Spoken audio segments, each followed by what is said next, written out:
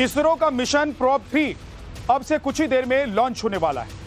Probe 3 की launching से जुड़ी डिटेल आपको ग्राफिक्स के जरिए बताते हैं कि कैसे इसको लॉन्च किया जाएगा और क्या महत्वपूर्ण है इस लॉन्चिंग में। इस मिशन के जरिए इसरो एक बार फिर से कीर्तिमान रचने जा रहा है और अब से थोड़ी देर में प्रोब 3 मिशन की लॉन्चिंग होगी। प्रोब का मतलब होता है प्रोजेक्ट फॉर ऑनबोर्ड ऑटोनॉमी है।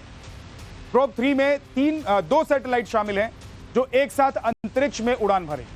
शाम 4:04 पर इस मिशन की लॉन्चिंग है और आंध्र प्रदेश के श्रीहरिकोटा से PSLV C-59 रॉकेट से मिशन को लॉन्च किया जाएगा। प्रोबा 3 मिशन के 2 उपग्रहों को रॉकेट ले जाएगा और दोनों सैटेलाइट एक दूसरे से 150 मीटर की दूरी पर है। इसके लिए प्रक्षेपण के लिए उल्टी गिनती की प्रक्रिया जारी है। कल ही इस मिशन के लॉन्चिंग की तैयारी की गई थी, लेकिन तकनीकी दिक्कत आने से कल लॉन्चिंग टल गई। यह मिशन यूरोपियन स्पेस एजेंसी का है, जिसमें भारत के अलावा कई और देश भी शामिल हैं। मिशन का मुख्य लक्ष्य है स्पेस वेदर को समझना।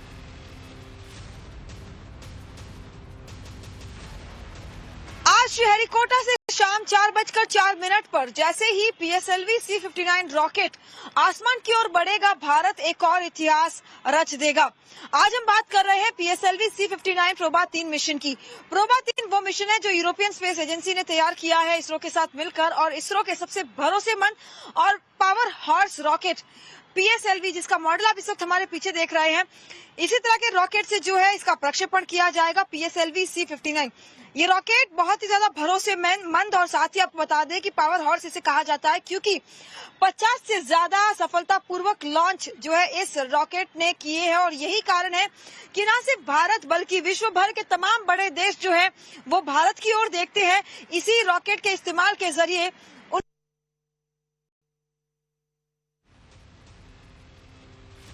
आज श्रीहरिकोटा से शाम 4:04 पर जैसे ही PSLV C-59 रॉकेट आसमान की ओर बढ़ेगा, भारत एक और इतिहास रच देगा। आज हम बात कर रहे हैं PSLV C-59 प्रोबा 3 मिशन की।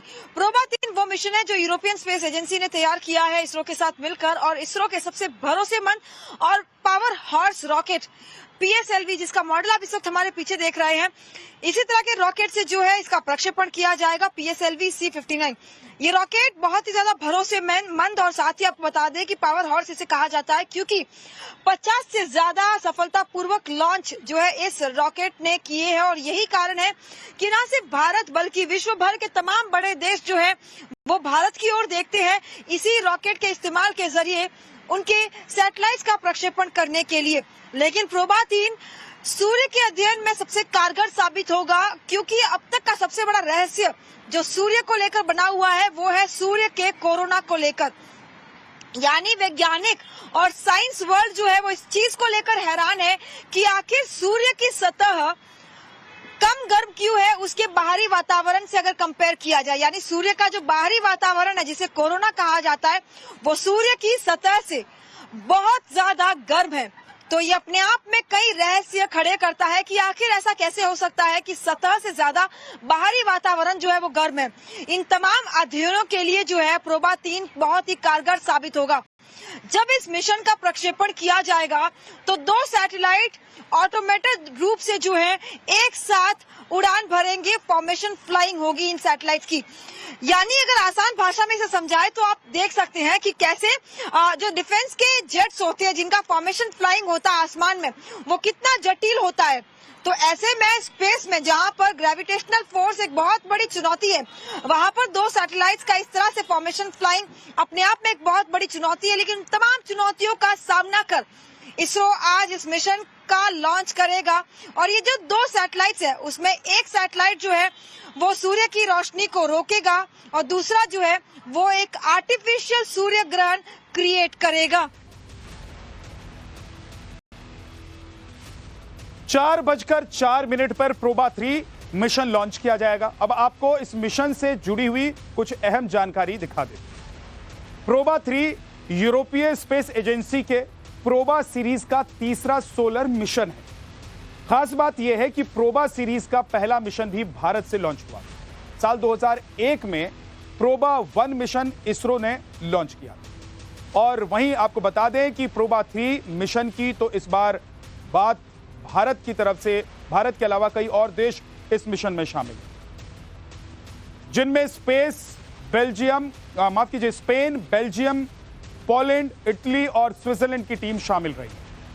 वहीं बात इस मिशन के खर्च की जाए तो प्रोबा 3 मिशन में करीब 1778 करोड़ रुपए की लागत आई है। इस मिशन का मकसद सूर्य के बाहरी वातावरण की स्टडी करना है और यह स्टडी सैटेलाइट, कोरोनोग्राफ और ऑकुल्ट के जरिए स्टडी की जाएगी। ये दोनों सैटेलाइट एक यूनिट की तरह काम करेंगे। दोनों सैटेलाइट पृथ्वी की कक्षा में चक्कर लगाएंगे। सूर्य के इनर और आउटर कोरोना के बीच के गैप की स्टडी की जाएगी।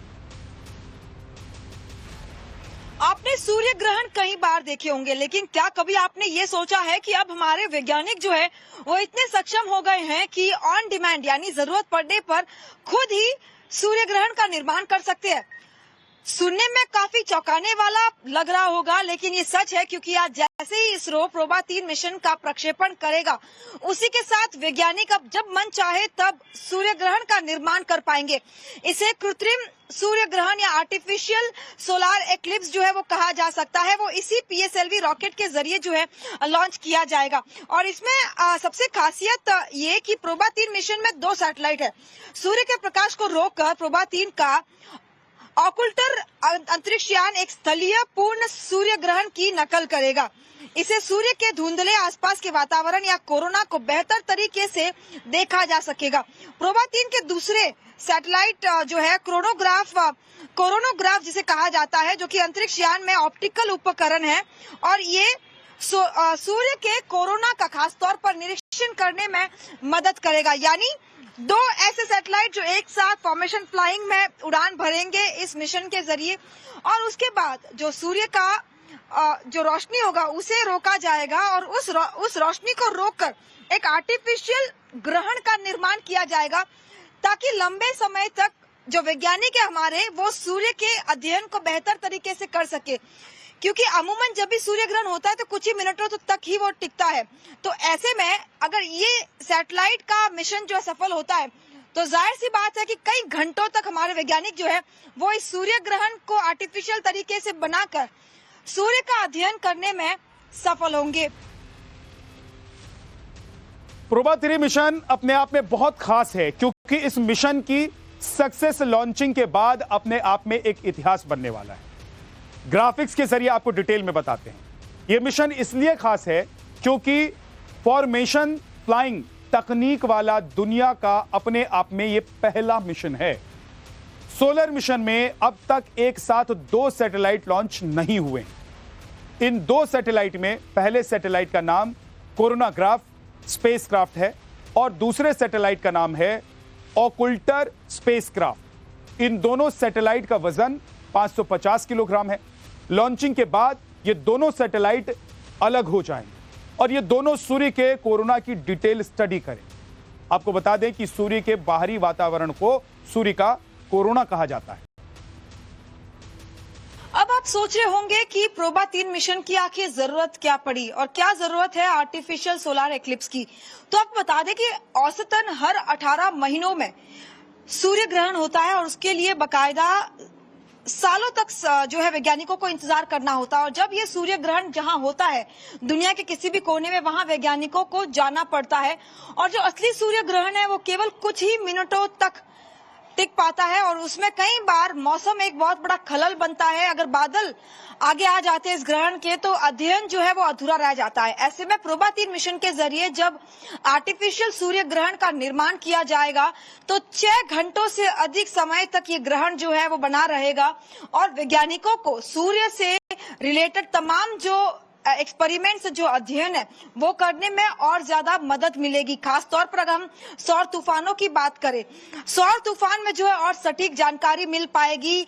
सोलार कोरोना जो है उसका स्टडी जो है और बेहतर तरीके से हो पाएगा और सोलार तूफान से जो पृथ्वी पर जो तकनीकी मदद है उसमें एक बहुत बड़ी मदद मिलेगी। और इसके अलावा विज्ञान के क्षेत्र में ये एक बहुत बड़ा क्रांति साबित होगा, क्योंकि पहली बार ऐसा होगा जब एक एक्लिप्स को जो है खुद मानव निर्मित एक्लिप्स यानी मानव निर्मित ग्रहण बनाया जाएगा, जिससे घंटों तक अब वैज्ञानिक जो है वो इसका अध्ययन कर सकेंगे और उन्हें अब सालों तक इंतजार करने की जरूरत नहीं पड़ेगी।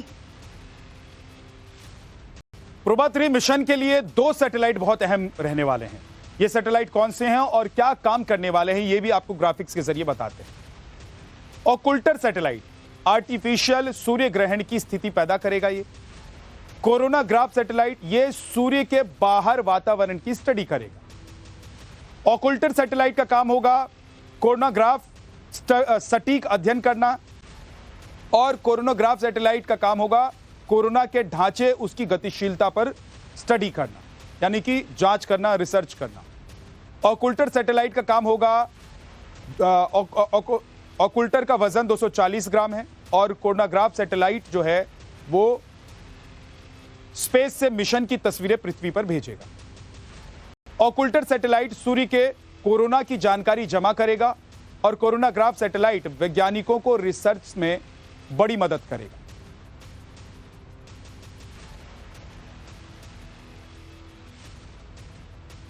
आपको 3 तस्वीरें दिखा रहे हैं।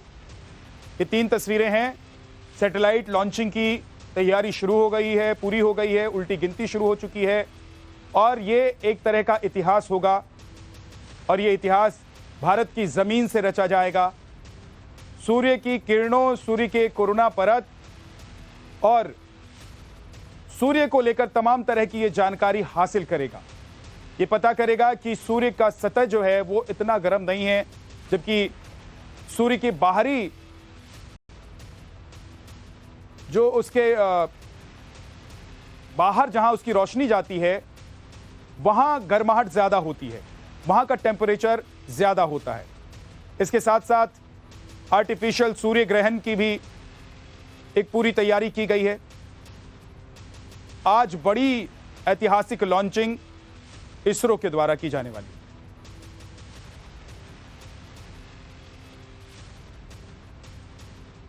भारतीय अंतरिक्ष अनुसंधान संगठन की कामयाबी का डंका दुनिया में बज रहा है, लेकिन इसरो को यह कामयाबी कोई आसानी से नहीं मिली है। इसके पीछे कई सारी बातें छिपी हुई हैं जो आपको जाननी चाहिए। कम लागत वाले स्पेस मिशन से जुड़ी ज्यादातर टेक्नोलॉजी और इक्विपमेंट्स भारत में ही तैयार होते हैं। इस वजह से इसरो को कम चीजों को इंपोर्ट करना पड़ता है। इसके अलावा इसरो के साइंटिस्ट की सैलरी भी दूसरे देशों के स्पेस एजेंसियों के मुकाबले कम होती है। मेड इन इंडिया का भरोसा है इसरो के पास।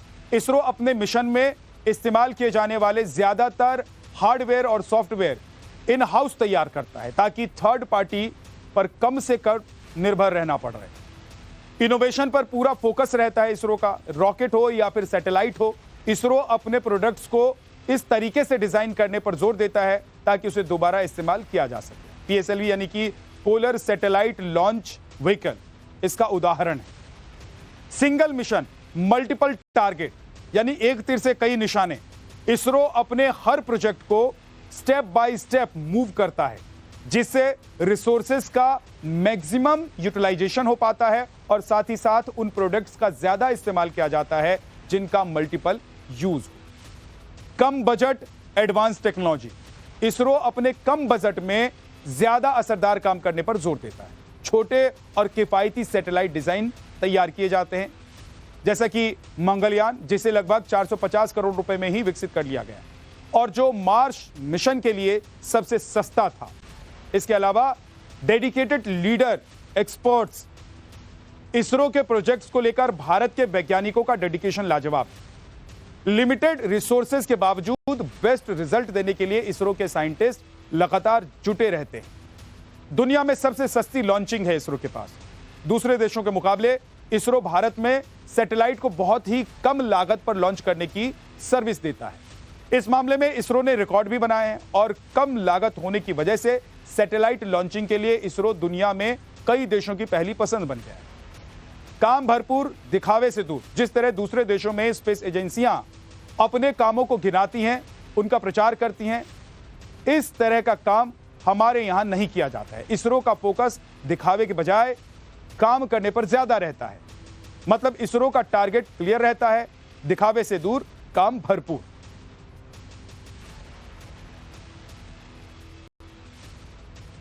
तो ये आज ऐतिहासिक दिन, इसरो उसके लिए पूरी तरीके से तैयार। इसरो की फिर ऐतिहासिक उड़ान आज आपको देखने को मिलेगी।